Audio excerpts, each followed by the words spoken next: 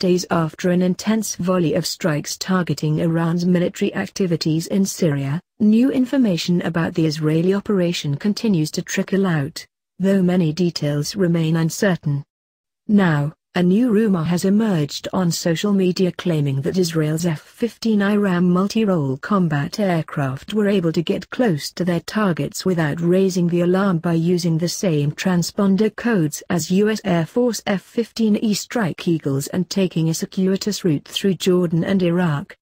According to a report from NBC News on May 1, 2018, 3 U.S. officials, all speaking anonymously, confirmed that Israeli F-15s had taken part in the mission on April 29, 2018. Based on earlier reports, those aircraft struck various targets in northwestern Syria, but focused their attention mainly on Iranian and Iranian-backed forces within the Syrian Arab Army's 47th Brigade base near Hama. The strikes leveled more than a dozen buildings and reportedly destroyed hundreds of unspecified missiles, among other weapons and equipment. How the jets were able to get to their targets and not prompt any significant response from Syrian air defense forces remains unclear. Unlike what has been the case after numerous previous strikes, the Syrian regime did not claim to have shot down any of the Israeli weapons, and there was no footage of surface-to-air missiles speeding toward possible targets. Even more pertinent to this question is that the Israeli aircraft reportedly employed GBU-39B small-diameter bombs in addition to Delilah standoff missiles. The 250-pound class GPS-guided glide bombs have a maximum range of a little more than 60 miles when an aircraft releases them from high altitude. This would have required the F-15I to enter Syria's airspace, at least for some amount of time, and the aircraft would likely have appeared on Syrian radars, or Russian ones that are supposedly linked to the government's air defense network, before then.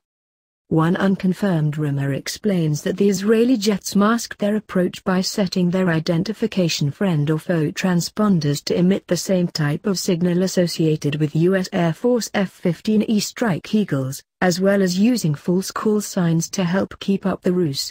These jets routinely conduct operations in eastern Syria in support of American forces and their local partners. The presence of Strike Eagles would not necessarily have aroused suspicions if they appeared on Syrian or Russian radars while over eastern Syria. Israel's aircraft then supposedly flew through Jordan, Iraq, and into eastern Syria before blitzing toward their targets.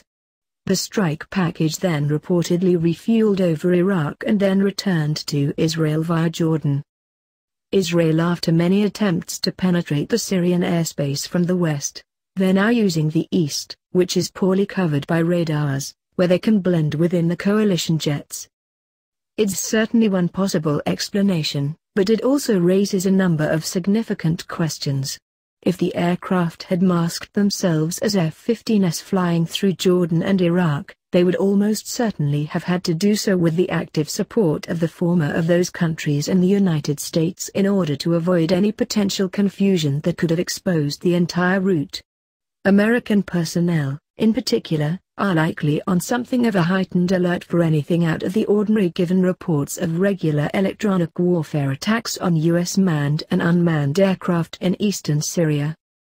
It is not clear that the United States would have been able to convince even Jordan or Iraq to necessarily acquiesce to the plan. Though a staunch ally of the United States and traditional partner of Israel's, Jordan only recently ended a major diplomatic spat with the country over the murder of 2 Jordanian nationals outside the Israeli embassy in Amman in 2017. It's not at all certain if relations have improved in the interceding weeks to a place where the two might conspire on covert military action. Iraq, which maintains diplomatic and military ties with Russia, Iran, and Syria, seems even less likely to have agreed to such a plan. If they did not consent to the operation, Iraqi officials could easily have decided to pass along any advance warning of the strikes to the Assad regime.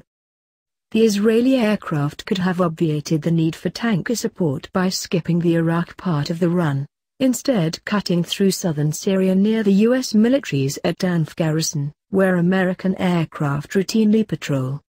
This still would have involved flying through Jordanian airspace.